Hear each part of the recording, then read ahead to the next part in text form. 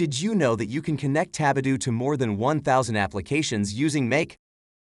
Today, I will demonstrate a simple example of how to set up such an integration. We will connect RSS to Tabidoo. That will allow us to feed regular updates from any online source directly into the Tabidoo.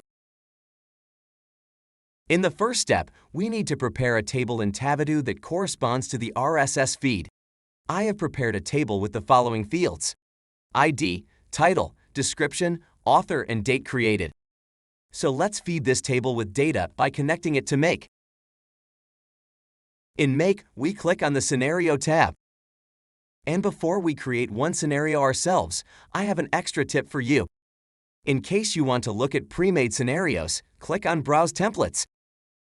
Here you can find a bunch of scenarios for connecting different applications. Now, let's create our own scenario by clicking on the Scenario Builder.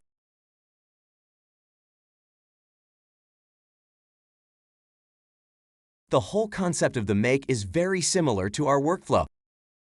That is, it has to start with a trigger that triggers an action. If you choose Tabidoo for the trigger, you can currently select from its 3 triggers.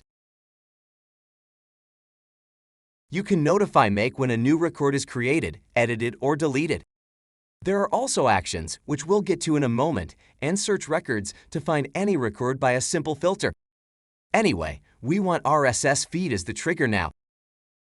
So we look it up and click on Watch RSS feed items.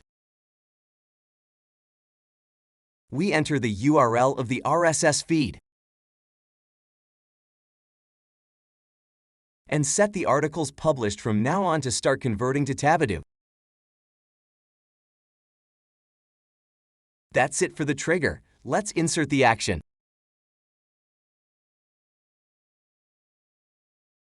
Here, we search for Tabidoo and a menu of 3 actions will appear.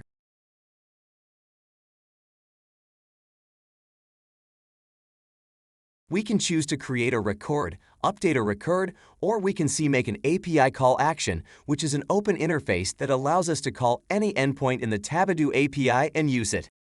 We want to create a new record as the action. In order to connect Make to our Tabidoo application, we need to insert an API key. We get the API key through the user settings in Tabidoo. Here in the section API, we click on the option Add API Token. We enter its name. We can set its validity.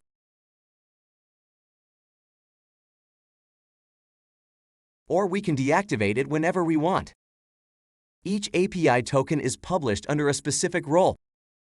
If we don't choose the API sharing option, it carries all the permissions of our account. That's why we choose a shared API token, select the application, and role under which the token will be generated. Now, after clicking Save, the token is created and we can copy its link to Make.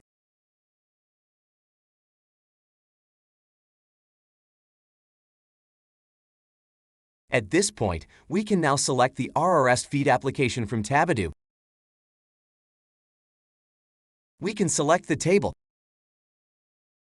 and we see its fields. These need to be linked to the previous module. To do this, simply click on the individual fields and link them to the items of the previous module.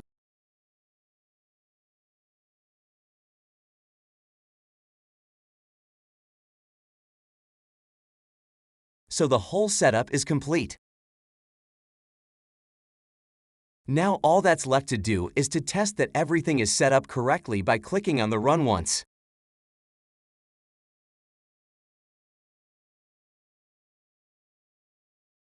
In Tabidoo, after the update, we can see that a new article was added.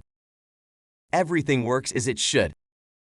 We can also see that the workflow has been successfully completed directly in Make. When we click on the RSS module, we can see what has landed in it. In the Tabidoo module, we can see what query was sent in it and its output. So now, there is nothing stopping us from running this workflow. I hope that everything was clear and helpful. If you have any questions, feel free to contact us or look into our Help Center. See you in the next video.